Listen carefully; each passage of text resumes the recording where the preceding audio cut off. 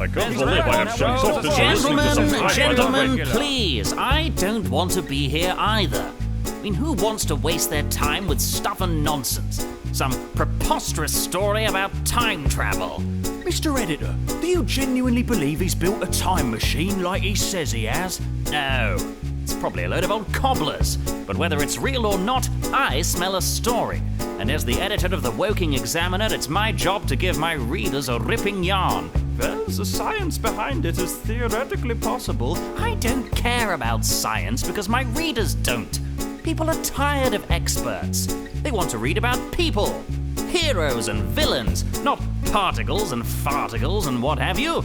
So, I need to find out what kind of a man this so-called time traveller really is. And you're all going to tell me before he gets here. Calm down, please, one at a time. You, what's your name?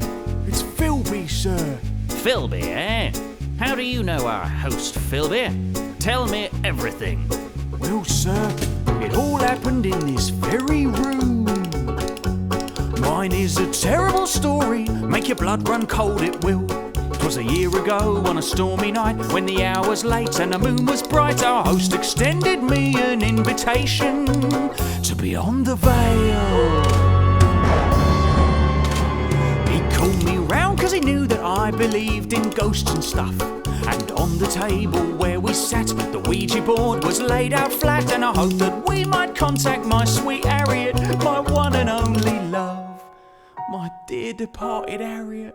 She was the prettiest horse that ever pulled an hansom cab. He chanted incantations, then I heard a sound I knew.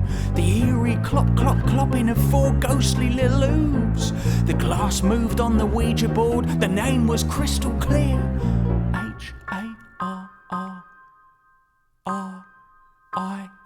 Harriet. And then the spectral vision of my Harriet appeared. Then all the lights came on, our host stood up and said, "Game's up. My gullible friend, I'll drop the act. There are no ghosts and that's a fact. The things you can do with a mirror or two, some magnets and a couple of coconuts." He told me it was stuff and nonsense, load of bloody nonsense. I've never heard such balderdash. Bilge and blarney, positively balmy. Stuff and nonsense, simple as that. Wonderful, thank you, Mr. Trilby. Philby, sir. Whatever. What about you, Mr. Psychologist? Give us the scoop. When I first met our host, he paced about and agonized. While fingering his test tubes, he sucked big cigars and said to me he thought an awful lot about his mother. Which is no surprise. "You must think about the future, son," she drilled into his head. She pushed him to prepare himself till he could think of nothing else. He said, "I'm tired of waiting for the future, so I'll travel there instead." Very little man, it would seem.